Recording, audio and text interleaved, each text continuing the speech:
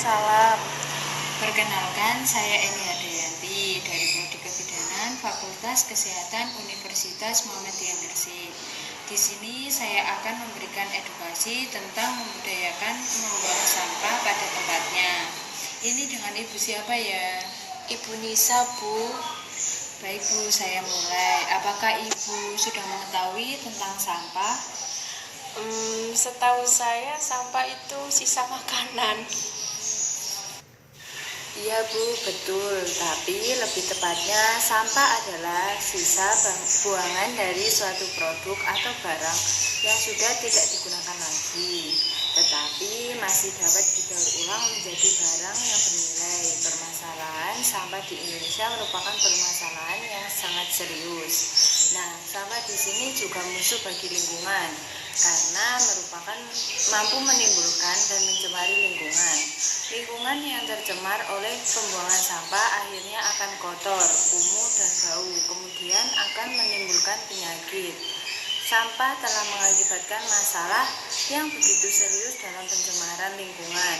Walaupun sudah diperingati dilarang membuang sampah sembarangan, namun tetap saja dilakukan dan akhirnya akan menimbulkan keadaan lingkungan yang tidak bersih atau kotor. Oh, gitu ya, Bu. Lalu, apakah sampah yang dibuang sembarangan dapat menyebabkan dampak buruk bagi lingkungan, Bu? Betul sekali Bu, karena lingkungan kotor serta polusi sampah bisa membawa dampak buruk, baik itu terhadap manusia maupun terhadap lingkungan. Dampak buruk lingkungan kotor serta polusi sampah terhadap lingkungan sendiri meliputi banyak hal, dan salah satunya adalah pencemaran air. Pencemaran air dapat terjadi ketika sampah dibuang ke sungai dan bukannya ke tempat sampah, dan ini sering terjadi di wilayah-wilayah yang tidak dapat dijangkau oleh tim pembersih sampah, seperti di daerah terpencil misalnya. Selain mencemari air sungai, pembuangan limbah atau sampah juga dapat menghambat proses air tanah, dan tentu saja ini merupakan sebuah kabar buruk mengingat air tanah sangatlah penting bagi manusia. Oh, Iya Bu, selain mencemari sungai dan menghambat proses air tanah, sampah juga dapat mencemari tanah dan menjadikannya tidak sehat. Sama halnya dengan sampah yang dibakar di pekarangan rumah. Mengingat pembakaran sampah, apalagi sampah anorganik dapat merusak lingkungan jika dilakukan secara terus-menerus. Jika semua hal tersebut terjadi di lingkungan kita, sebagai anggota masyarakat yang baik, tentu kita tidak boleh menyalahkan pemerintah setempat. Mengingat kebiasaan warga masyarakat di lingkunganlah yang kemungkinan menjadi penyebabnya, sehingga masyarakatlah pihak pertama yang harus berusaha mengatasi permasalahan tersebut. Dan kebiasaan membuang sampah pada tempatnya harus menjadi perhatian dalam penanaman pada masyarakat yang terus bergenerasi agar mencintai kebersihan lingkungan dan terlepas dari masalah-masalah yang disebabkan oleh sampah seperti banjir, penyakit gangguan pencernaan yang disebabkan oleh kuman, dan berbagai macam penyakit kulit. Membereskan dan membuang sampah pada tempatnya harus ditanamkan sebagai suatu hal yang dibiasakan, dicintai, serta menjadi kesadaran, bukan suatu hal yang menyebalkan atau menjadikan hal yang malas bagi diri kita.